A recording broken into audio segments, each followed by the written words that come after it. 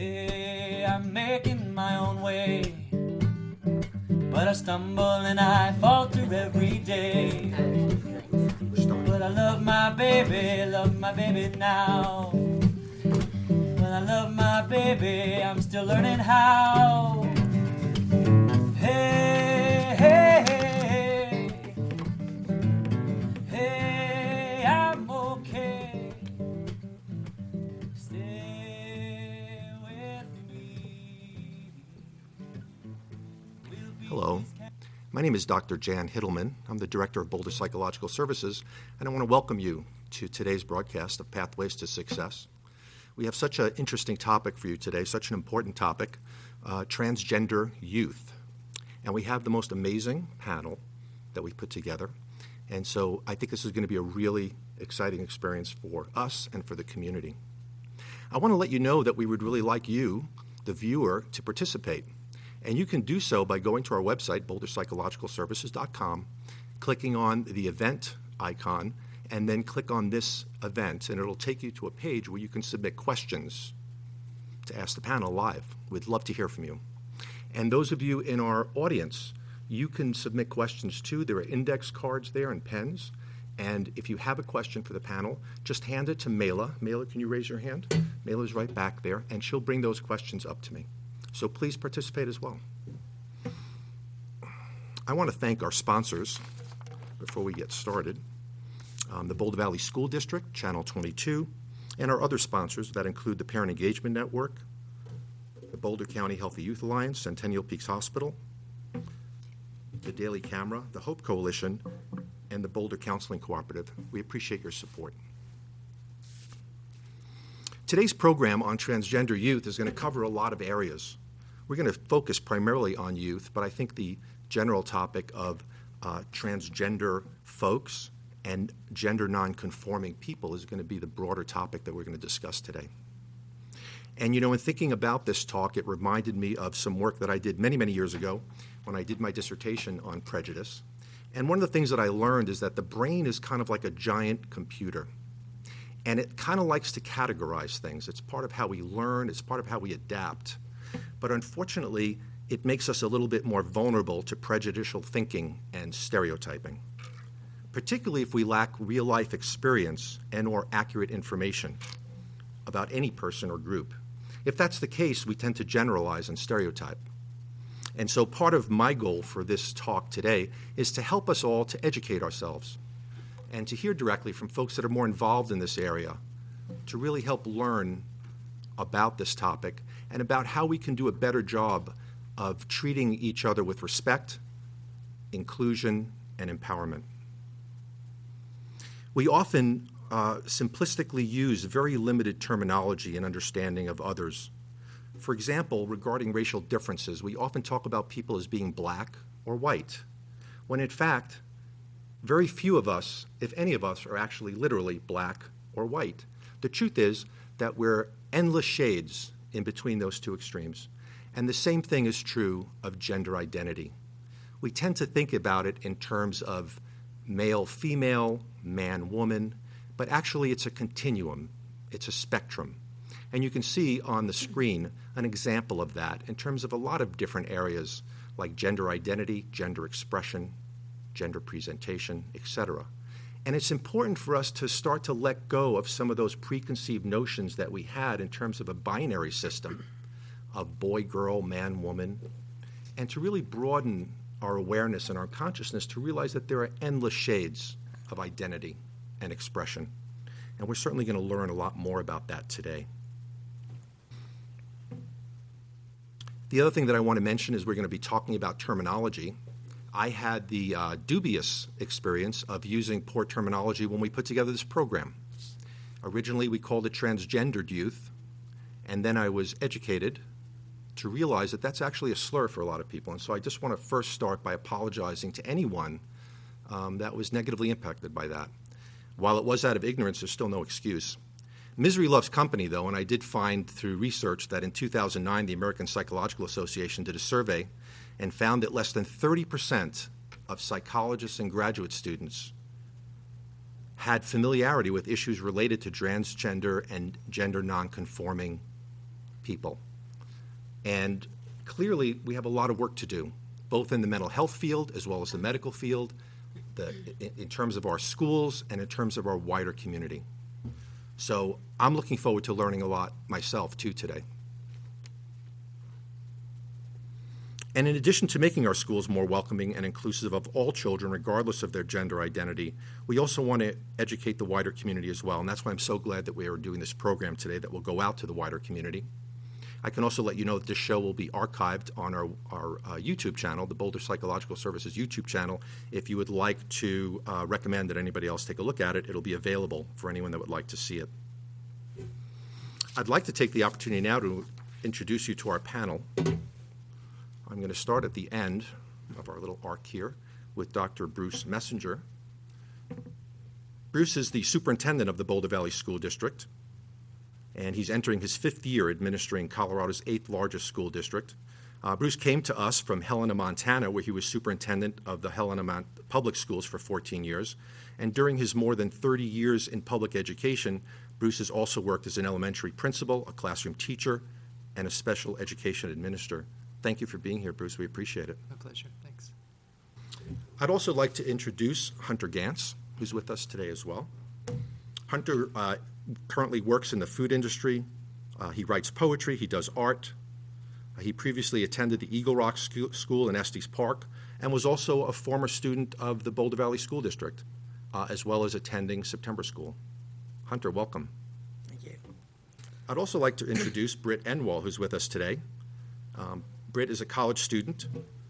She is also a poet and actually runs a creative writing group for LGBTQ young adults, and has been in a lot of different school systems, including the Boulder Valley School District. And we'll find out more from Britt as well about her experiences then and now. Welcome, Britt. Thanks. I'd also like to introduce Jenny Key. Jenny Key is a licensed clinical social worker in private practice. She specializes in working with adolescents and using experiential therapy such as animal-assisted equine therapy and mentoring. She's been working with LGBTQ teens for 17 years and has helped advocate for better accommodations within schools for transgender youth. Welcome, Jenny. Thank you. We're also joined by Dr. Sarah Staley. Sarah is a postdoctoral research associate and the co-founder of A Queer Endeavor, which we're going to learn a lot more about today. After graduating with a degree in English education from the University of Kansas, Sarah spent 6 years as a language arts teacher, primarily in Southern California. But we're glad you're here in Colorado now. Thanks for having me. Thanks for being with us. Yeah. It's also my pleasure to introduce Dr. Bethy Leonardi, who is also a postdoctoral research associate and the other co-founder of A Queer Endeavor in the School of Education at the University of Colorado here in Boulder. Before earning her PhD in Educational Foundations Policy and Practice at the University of Colorado, Bethy spent 16 years as a secondary English and math teacher in Louisiana, California, and Colorado. Welcome, Bethy. And last but certainly not least, Dr. Michelle Moses, who is a professor and associate dean for graduate studies in the School of Education at the University of Colorado Boulder. She's also a faculty affiliate with ethnic studies and women and gender studies. Finally, Michelle has an amazing child who is transgender. Thanks so much for being here, everyone. I'm going to turn it over to Bethy and Sarah just to talk a little bit about a video that we would like to show you next regarding terminology. Okay, so we were motivated to create this video because language is hugely significant and important, right? So it's through language that we're able to name and identify ourselves, make sense of the world around us, connect with other people through discourse and dialogue. So given that importance, and especially related to these conversations that we're having around gender and sexual diversity, it's also important to consider how we all come to these conversations from different places. So we bring different histories, different lived experiences.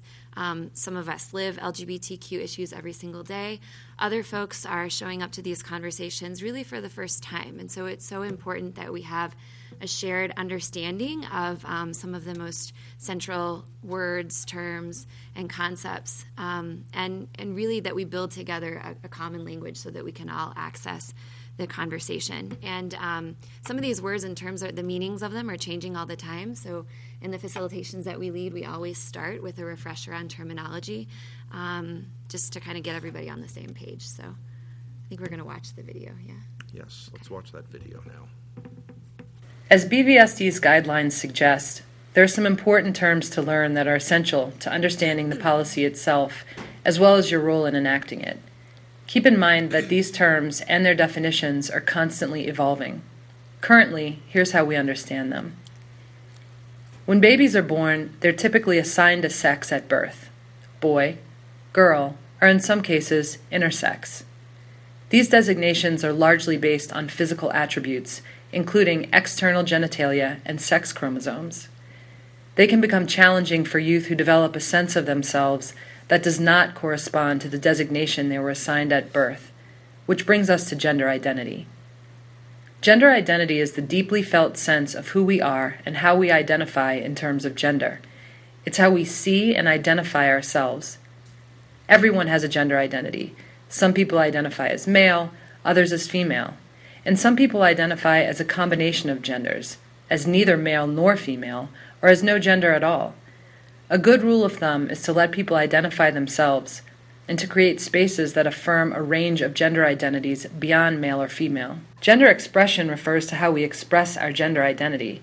For example, through names, pronouns, what we wear, how we style our hair, and what we like to do. Transgender is an umbrella term for people whose gender identity differs from the sex they were assigned at birth.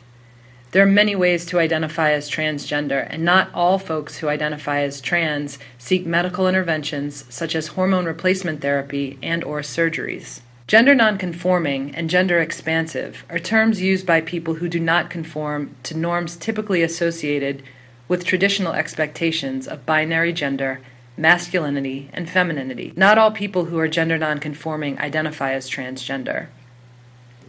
Sexual orientation describes an individual's physical, romantic, and/or emotional attraction to another person.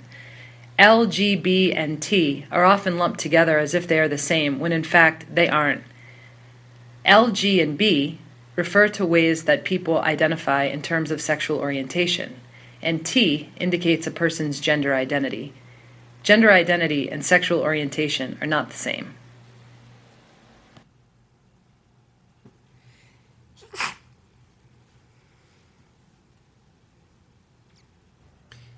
And so any thoughts from any of our panelists about the video? Any comments that you'd like to make about it?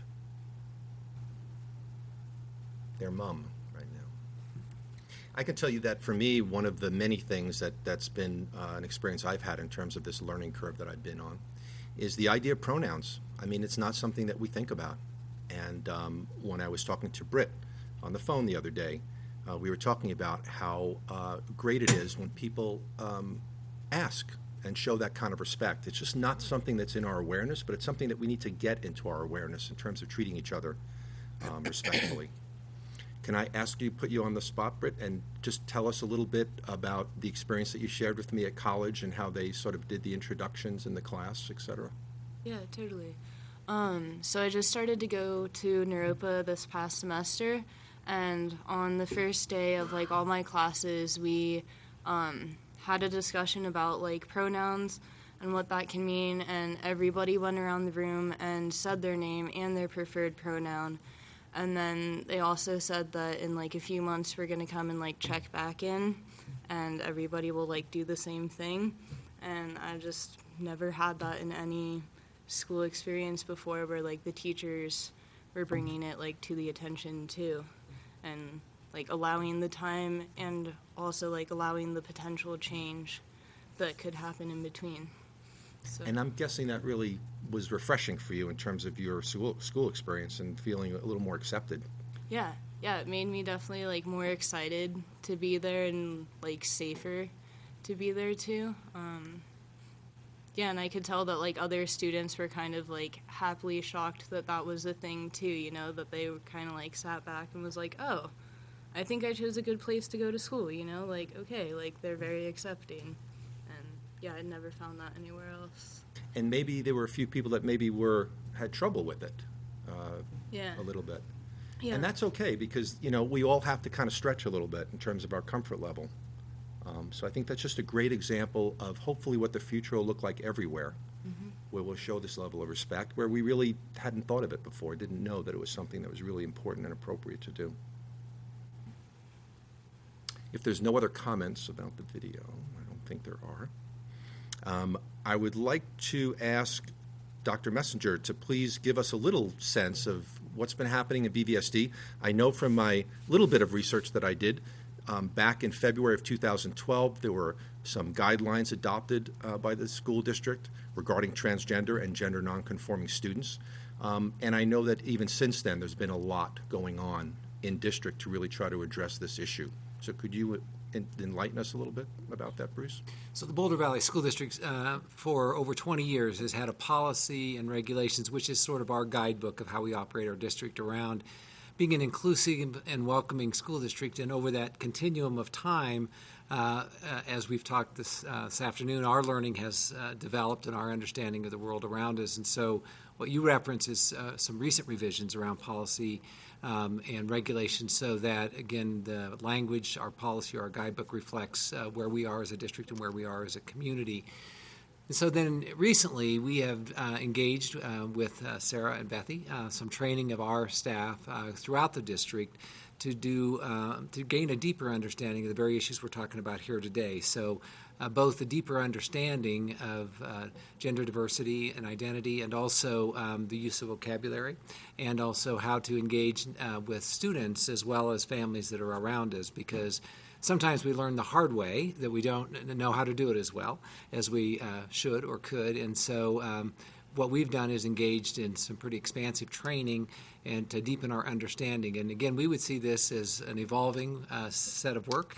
We're not there. We want to, as adults, as educators, those of us who work in the classroom and administrative roles, transportation, all food service, all of our different venues, we employ over 4,000 individuals, adults, who work with over 31,000 students. And so we have a lot of learning to do, but I feel good about the work we've initiated internally about deepening our understanding, and which the output of that, I believe, will be even a more inclusive and welcoming environment for all students, regardless of who they are when they walk in the door. So like was referenced earlier, we can have more of those experiences in our own school system. But we also know that we've got a ways to go. We have children from 3 years old to 21 years old that we educate every day. And so it's a pretty broad spectrum in age, and also a really diverse population going from Nederland to Erie and Broomfield to south of Longmont. So it's a big inclusive district. And my sense, Bruce, in terms of what I've read in the paper recently, the district is really allocating funds and really taking this matter very seriously. Maybe you could just speak for a moment as to why it's so important. Why is it such a priority for the district?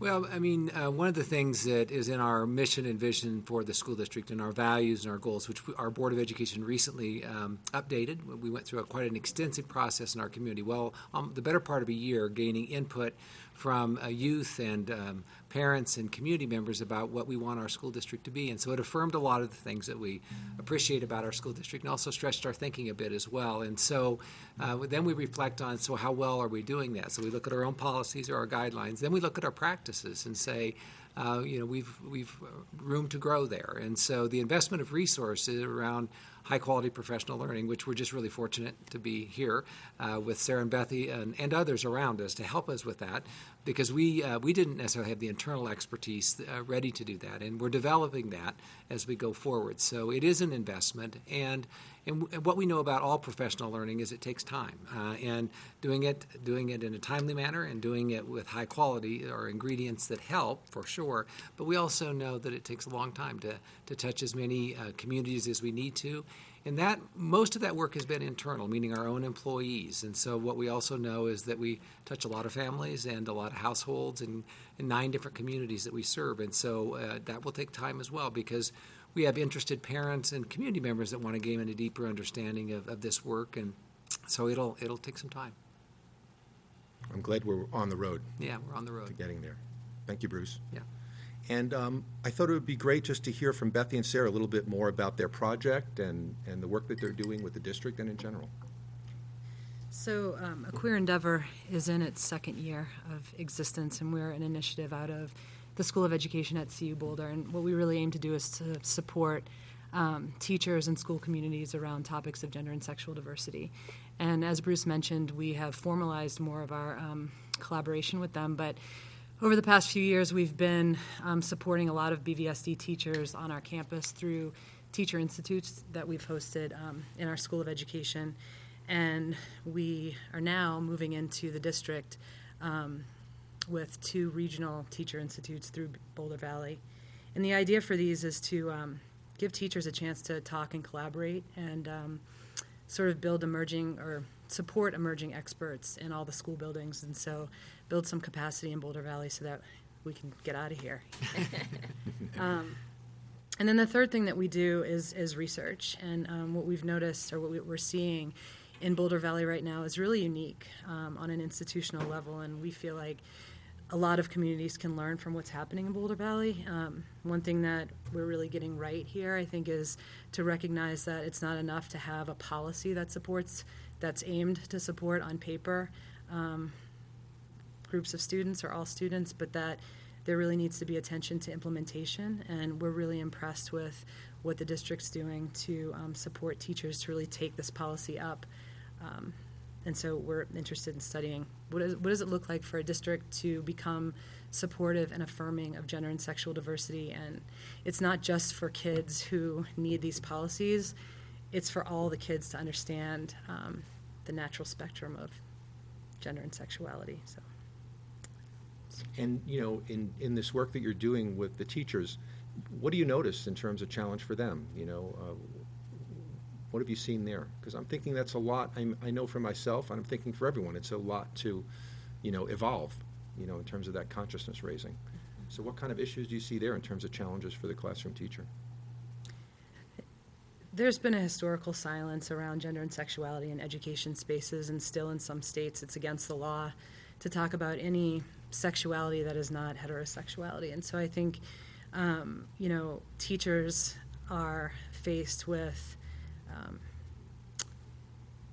the challenge of moving against societal norms that have been in place for a long time. And so teachers are awesome, and they want to do well by kids, and sometimes they just don't have the tools, and also they're afraid of their contexts, and so they're afraid of pushback from the community, from students. And so one of the things that we really work on with our teachers is, practicing, like, how do you have this conversation? Because bringing these topics into classrooms can really backfire if you don't know what you're talking about and how to talk about some of these issues, and they can really hurt the students that you're really aiming to support. And so it's just more education, more practicing, and then the district being on board and saying, no, we not only do we have your back, but you're mandated to do this, and we're going to support you to do this. I don't know if you have. Yeah, I think I would just add or stretch what you said a little bit. I think it asks for teachers to kind of take on this a lot of vulnerability, like you said earlier, with the saying learning to say transgender instead of transgender. There's a lot, or even just having some awareness around pronouns, and that's a really important thing for a lot of people in the queer community. There's a lot to be learned, and so I think that a lot of teachers can get kind of stifled and stuck in this place of, I don't know what to say in this moment, or I have so much to learn, or I'm not sure how to respond to this particular situation, and to just kind of work with that emotional discomfort, I think is a challenge for some folks, but can also be a pretty productive tension. Once you move through it, then you're on the pathway toward growth. So, yeah.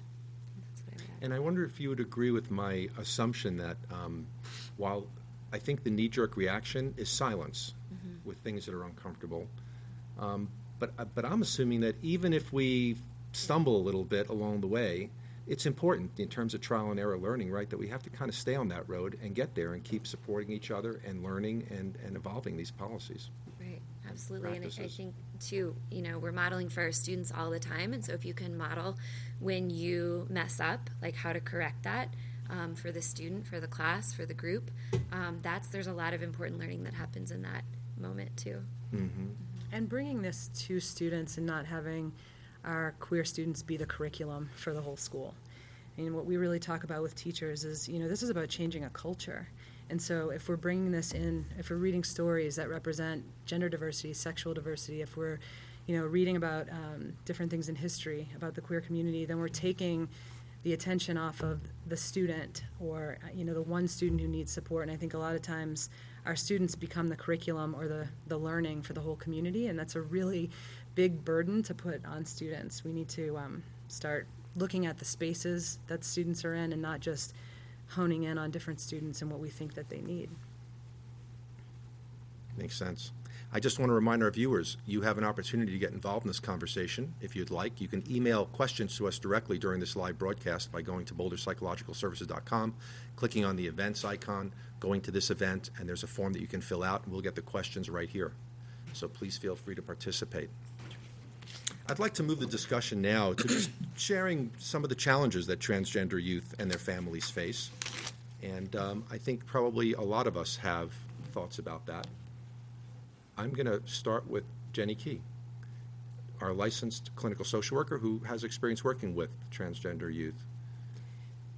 I feel like I don't want to limit anyone's experience in what I'd like to share, but I think the things that come up most in terms of challenges for a lot of youth are the binary system that you talked about and having to choose instead of being asked to be called they. So we were talking about teachers in one of the schools that I help advocate for a client of mine. I had a teacher that was very protective and was unaware of her bias.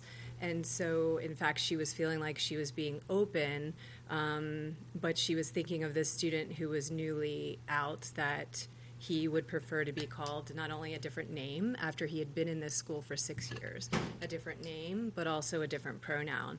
And so everybody kind of got on board with the name and they were comfortable. And then when the pronoun change came in, this teacher got very fired up, feeling like, well, I need to protect this student basically from other ridicule. And I think that's a common thing that teachers, parents, adults wonder about when this is a new topic or an uncomfortable topic. So one of the challenges that this particular client faced was that he felt like, how do I make sure that everyone is aware this is really my choice and this is what I feel comfortable in, and I understand that other people might have questions. And for him, not being the focus, not being just this is the school's purpose, was focusing on him. And if this is my choice, then I get to use the bathroom that I like to use and the gender that I identify with. And so there's a whole series of things. Not only was it huge for him to come out, and his peers were actually very accepting, but it was this particular teacher that felt like she was concerned for his well-being because this was such a new thing, that other parents were calling the school and saying, we're hearing this is happening, and how does this mean this particular student will be in the restroom with my child? So I think that's a common reaction in his experience, and difficulty was, well, now that I'm out, why doesn't this mean I can't be fully out and go where I need to go and express myself the way I need to express myself, which he handled beautifully. But that's one of the challenges. So restrooms, I want to hear from Hunter and Britt as well, but restrooms are always a huge source of stress. And can you imagine that? Is that something that most of us can imagine throughout the day, being questioned about why we're going into a restroom that we're going into? Or sleepaway camp. This is something that is stressful for families as well. Why should we worry about getting phone calls if my child is a male or says he's a male and he wants to be in the male cabin? Why is that an issue? So a couple other things that I think people don't tend to think about are dances. When a child goes to a school dance, there's so many things that we think about, that nerves can come into play, fun, excitement, all these new experiences. Some of my transgender kiddos have said that they feel left out because they feel like, well, I am a gay male, but I don't want I tend to not get connection at dances because other gay males know that I still have female body parts, and so they don't connect with me that way. And other females want to connect with me, but then when they find out that I'm a gay male, they don't. So I think there's a lot of isolation in little corners, and I'm going to turn it over to you guys, but there's a lot of isolation that can happen. When it comes to bathrooms, I think that's something that's also extremely important. And for me, in my situation, it wasn't even just, and I know a lot of other people have had this situation that I've talked to and connected to, was not only like, am I being questioned when I'm going to the bathroom, or is it, am I not going to the bathroom for 9 hours and I'm in pain and I have the risk of rupturing my bladder because I don't have a bathroom to go to in school? And for me, when I was at school, I was in a boarding school, and so, like, we had this it's very heteronormative setup. So you have men's wings, and then you have girls' wings, and then you have the men's bathrooms, and then you have the girls' bathrooms, then you have this, then you have that. And when I came out, they were like, okay, so at first I was like, okay, they wouldn't allow me to come out. So I couldn't use the bathrooms that I wanted to use. But then it became well, we're not ready for you. But then we're not going to do any steps that you're giving us, resources that you're giving us. We're not going to use these to make our school more ready for you. And so that was, a good chunk of time where I was just trying to be able to come out, and I was still having to use these bathrooms and these rooms and everything that I didn't feel comfortable in. And then when I did come out, it was still this blockade of using the bathrooms. And it was like, no, we're not ready for that. The boys aren't ready for you to be using their bathroom. And I was like, this is my bathroom too. I'm a boy, boys' bathroom kind of works. And I actually happened to be on crutches at the time because I got injured the first or second day of school. And so we're in the mountains, and I'm having to crutch back and forth between different buildings, up and down stairs, to try to go to a different building that has a bathroom that's gender neutral. And it was ridiculous because, one, I'd have to miss class for 15 minutes, and two, I'm having to crutch up and down these stairs, which is super hard, and, nobody was opening doors for me because they all were there was just a lot of stuff going on, and I was not a very liked person because of that.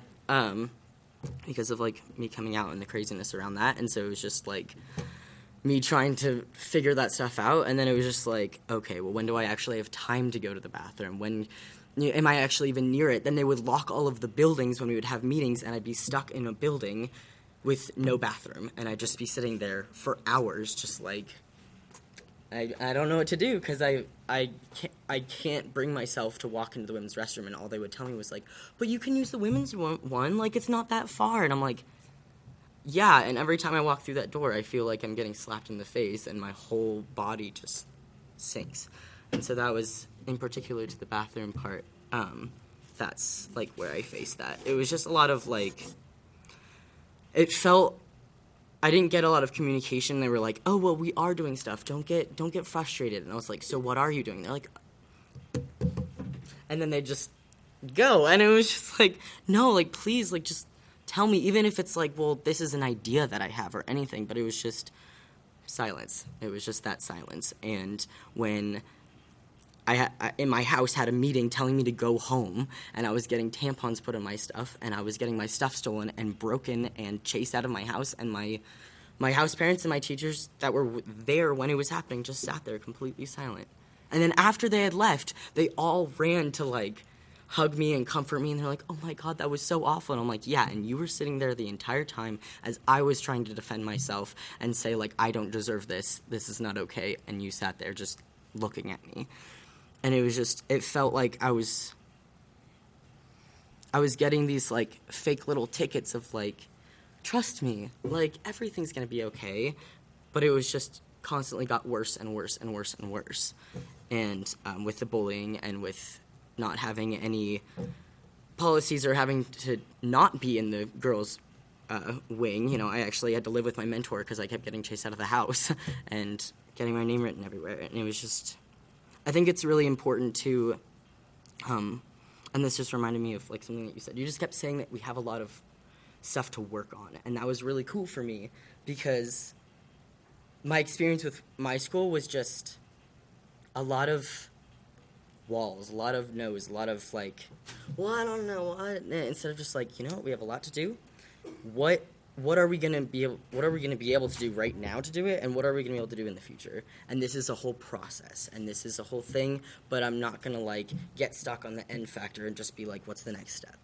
And that I just listening to you talk about like how you just this is a continual thing, and you're just continuing to try to make it better and better was really amazing, because it kind of felt like they got to like the okay part where I could get to school and I could graduate and make it, but then I still was getting bullied, and I was still getting things in my stuff and my stuff stolen, all this different stuff, and called different names and pronouns and stuff like that. And it was just like, well, we did the policy on paper. We let you be in the boys' wing. Like, you can use the men's bathroom. Like, there. Now we're good. Now we're done. Now the school's changed. Everything's good. And I like your view on that it's a continual process, that even if you get to like the best that you think you can, there's always another step that we can do to make it safer and to make it better. And I think I'm just really excited for all of this, but so that can stop happening, because that I almost didn't graduate from that school. I almost just didn't graduate at all. I couldn't bring myself to come back, and Miss Marty Moore helped me a lot. And what I think we really want to think about in terms of Hunter's story is what's really supported by the research. And the research shows that being transgender is not a source of emotional disturbance. It's being treated poorly because you're transgender that fuels all kinds of emotional disturbances and difficulties. Put yourself in Hunter's shoes. Think about how you would experience that kind of rejection, that kind of isolation, that kind of lack of acceptance over something that none of us even think twice about, going to the restroom. And that even there, it's such a big hill to climb. And so that's why I really appreciate Hunter and Britt being here, just to kind of help us to get really clear about some of the challenges that go on a day-to-day level, on things that are so simple that we all take for granted. Britt, maybe you could talk a little bit about your experiences in school. One of the stories that you told me that really stuck with me was around PE and some of the experiences that you had there. Yeah, so for me, I was kind of always the kid that dressed in boys' clothes and like had my hair short, and that was just how I felt comfortable. You know, I didn't really think about like how I identified. That was just me. And you know, I always got picked on a lot for it because my name's Brittany too, and like kids just like didn't like understand like the difference, I guess, that you can have from like your name and what you look like. And so like in middle school I was you know, you had like the locker rooms, and I'd be on like, I was on the basketball team, and I would always get made fun of for not like wearing the same like type of clothing as the other girls, and you know, not acting like them, and for like wanting to change in this stall because I just like felt so uncomfortable like being around everybody else. Like girls would stand outside the stall and literally be like saying like rude things to me, not letting me out, you know, just being really rude. And so by the time I got to high school, I refused to do PE. I was like, there's no way I'm putting myself through that. Like, there's going to be even more girls that are going to be bigger than me. Like, you know, I'm just trying to figure out, like, who I am. And so I never did PE, like, since then, because I just didn't want to put, like, myself through it. Even though you loved athletics. Yeah, I loved PE, you know, I loved to be athletic, I loved to run around, but it wasn't worth it, and they didn't give me any other solutions for, you know, where I could change, or if, like, maybe a teacher could be in there with me. They were just like, I don't know what to tell you. You know, like, I had, nobody standing up for me except for my mom, who was like, okay, well, then she's not doing this. And, yeah, it was a pretty unfortunate, and it was a pretty big loss on my part. And It was a loss on our part, too. Yeah. Not to have you there on that athletic team, you know, thriving. Yeah. And, you know, I think for a lot of us, a lot of these issues are very distant when we don't have personal contact, when it's not a loved one ourselves or someone that we care about, our child, our relative, where we have a little bit more clarity. But I would suggest to you that Britt and Hunter are our family. They are part of our community, and we need to kind of really step up and start to really stretch what's, normal for us, and start to really be thinking about the better job that we can do as a community here in Boulder to make our schools and our community much more welcoming and respectful. I wondered if we gotten a question from our TV viewing audience that says this. I came into the program a bit late. Perhaps this has been addressed. If not, can someone please address the challenges faced by our elementary school children? And I was wondering if you could help us with that, Michelle, in terms of maybe some of your experiences as a mom. Yeah, sure. Actually, my child did not come out until middle school, so we didn't have some of the same experiences that I know some other people in the community have had with their elementary schoolers. But I can say a little bit from a parent perspective, I think, related to just kind of what Britt said about having no one there but your mom. And I think sometimes kids will feel that way, mom or parents. And so a really important point for educators, I think, related to working with transgender young people or just young people who are figuring it out still in elementary school and working with their parents, is to realize that a lot is on the shoulders of these little people and a lot is on the shoulders of the parents. And I think anything that educators can do to find out information, attend teacher institutes, take up what the Boulder Valley School District Administration is offering in terms of training, so that there isn't that misinformation, that misunderstanding that really is difficult for the elementary kids, the middle school kids, and the high school kids. Thank you, Michelle. We also had a question that I'm going to direct to you, Bruce, if you don't mind. And when it says, how do you decide, I don't know that they meant you directly, but maybe that's appropriate. How do you decide which teachers, personnel receive sensitivity training? Is it everyone, or is it just voluntarily? So it's everyone. I mean, our plan, our model going forward, and we're in process, is it's wall to wall. It's everyone. It's our licensed professional staff as well as our support staff, because we all need to gain this deeper understanding, and our students work with all of us. So whether they're getting on the school bus or they're in the lunch line or in the first grade classroom, my background is as a teacher as well as a principal.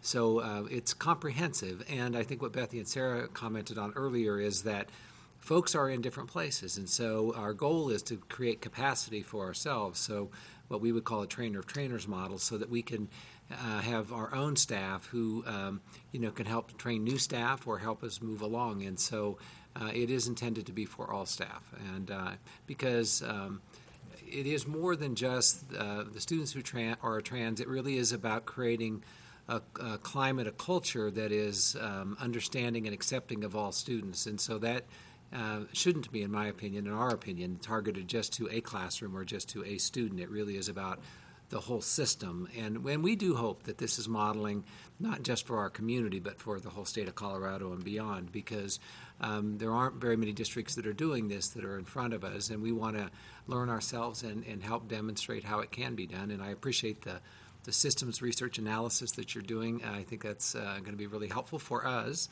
as we learn as a school district, and also I hope helpful for other school districts as well. And in the limited time we have left, I definitely want to touch on the subject of, what can we as educators, as community members do to improve things and to do a better job of supporting our youth. And so I wonder if anyone has any advice or suggestions about that, without putting you on the spot and calling on you. Britt. I think the biggest thing is just to ask, if you're aware of, all the different labels and stuff, and you just ask, then you won't be wrong, because you've taken that step and you've you're just trying to actually, like, connect with that person, and you're, like, showing that you do have, like, a bigger awareness, you know? And so I think, yeah, if a lot of people would have just asked me and believed me when I was like, my name's Brittany, I'm a girl, yes, I'm dressed like a boy, you know? Like, asking and believing, I think, are definitely is a good start. And I kind of hear showing respect to who you are and, respecting that. Michelle, you had a comment.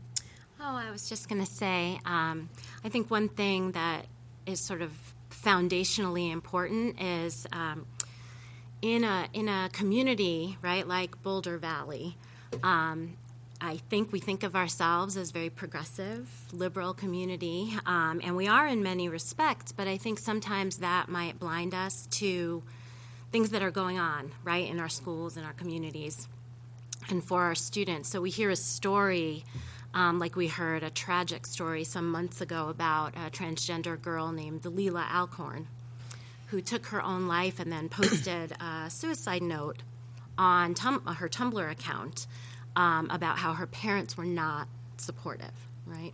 And so we think, oh, well, that's not our community because we love our kids.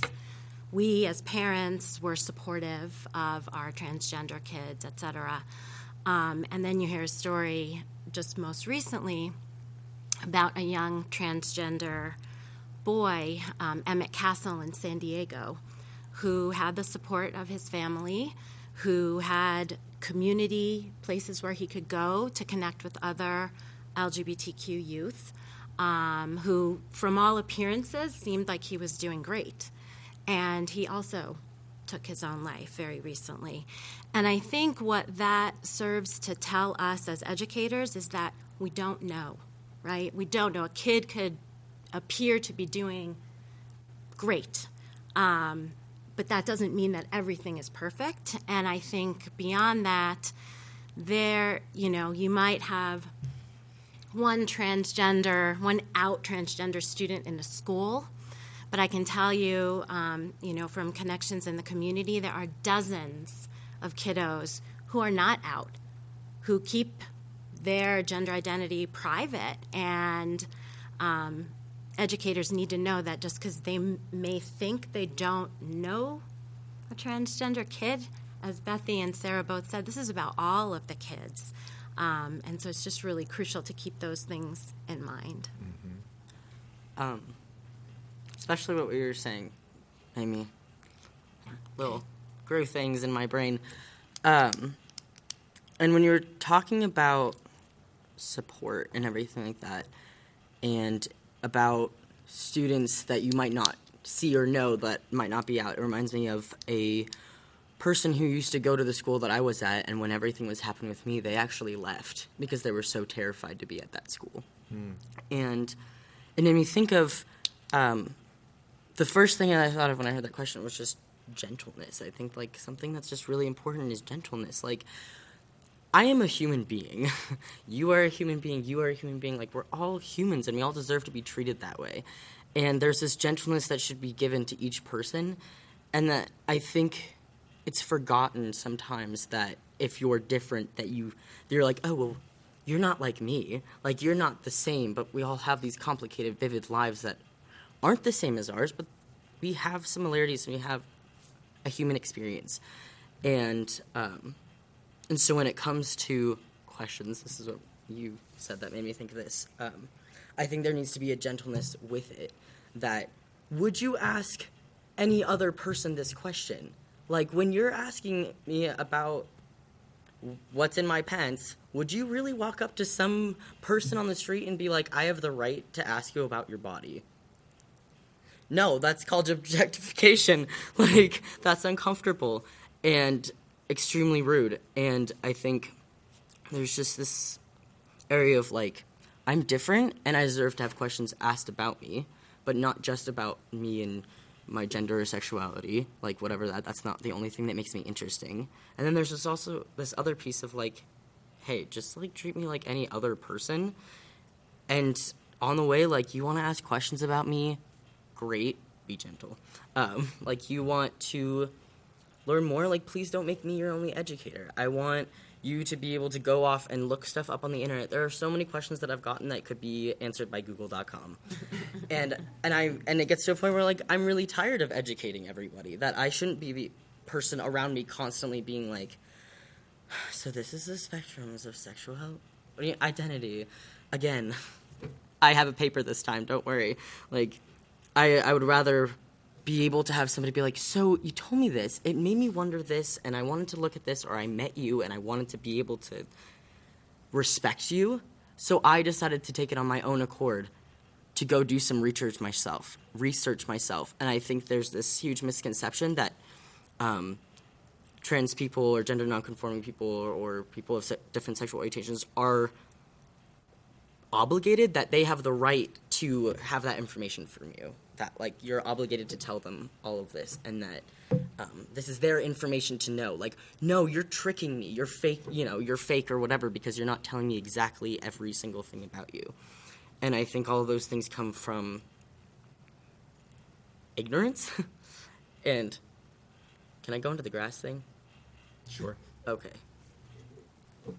I feel like ignorance really just comes, like, that hate and that anger and that spikiness that comes from not knowing things, and not, like, that not gentleness comes from these secondary emotions that we don't show. Like, if you imagine it like grass, anger, and that negative energy that you're pushing out towards other people, prejudice, is coming from this grass that you can see and you can grow quite easily, and everybody can see it really well and whatever. But what's underneath is this dirt, and that's hurt or being scared or not knowing, and being scared of telling somebody that you don't know, being vulnerable. And I feel like being gentle does have a vulnerability in it, because that means that you're actually, you're soft. That soft things can be dented quite easily than metal.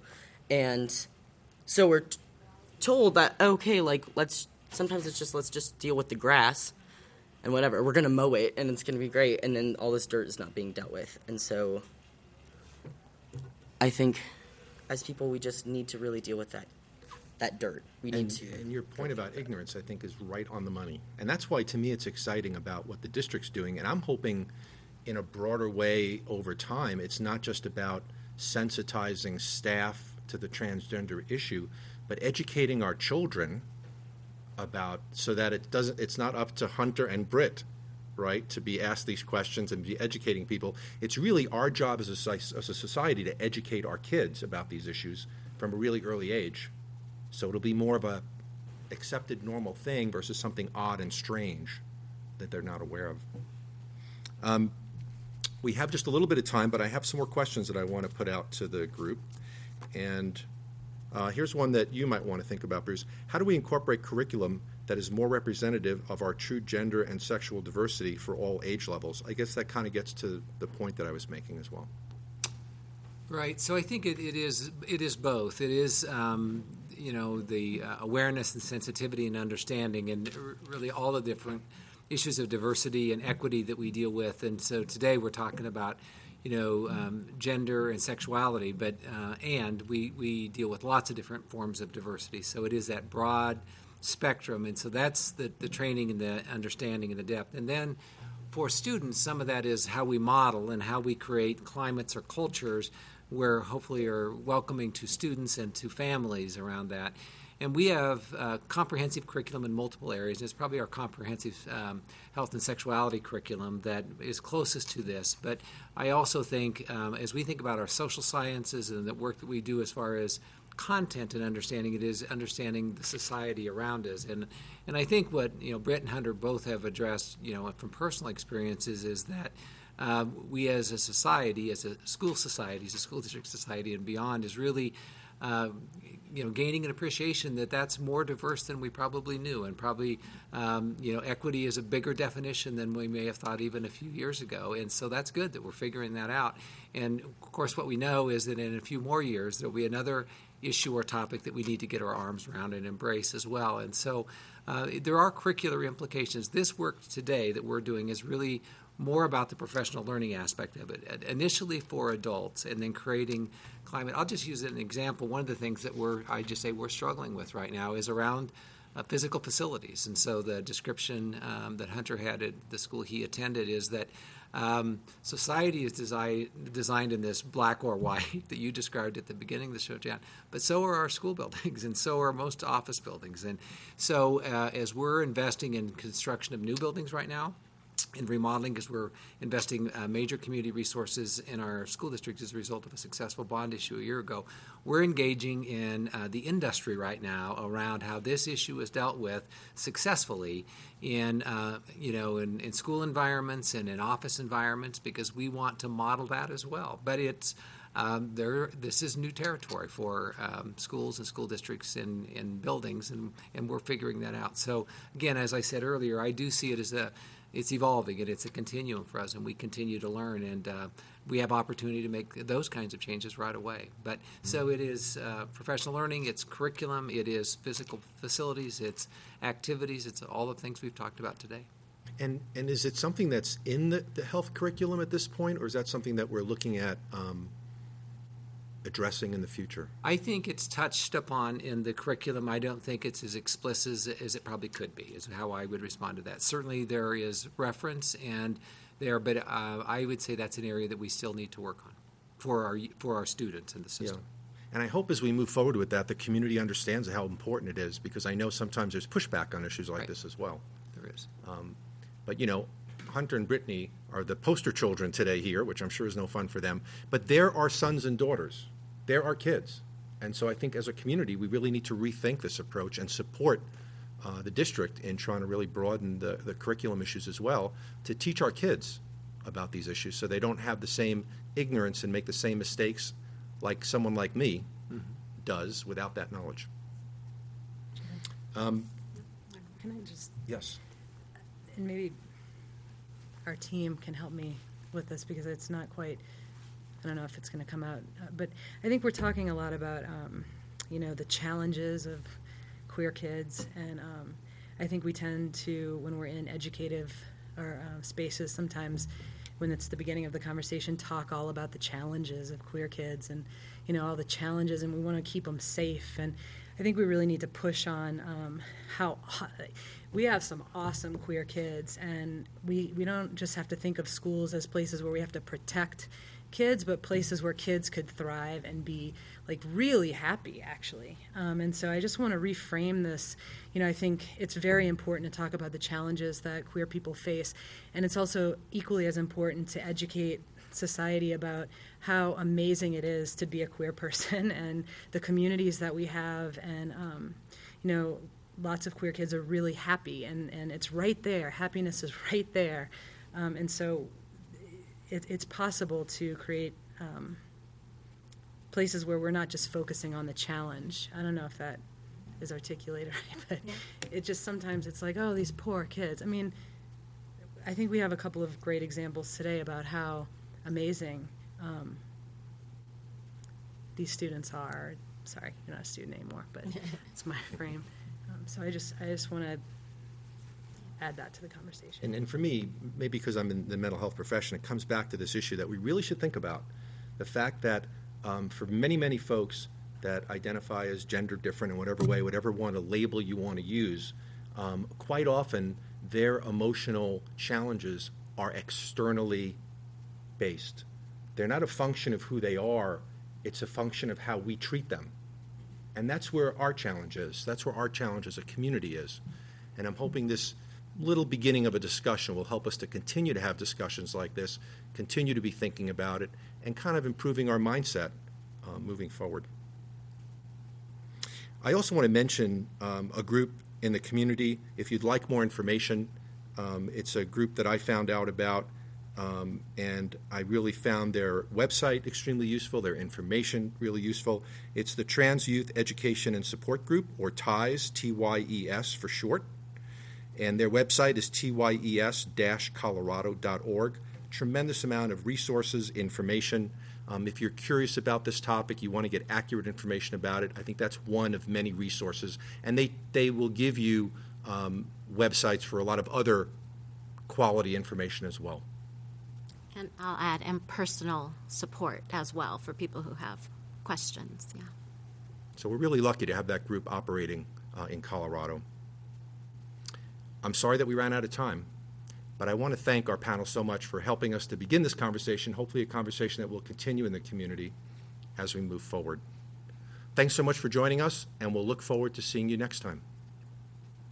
Now the planet's done bowing down, and soon the growth returns to follow ground. But I know what's churning underneath the snow, and I love my baby, and we've miles to go. Hey, hey, hey, I'm okay. Be with me. We'll beat this, can't you see? So wait a while, winter time. Wait a while, winter time.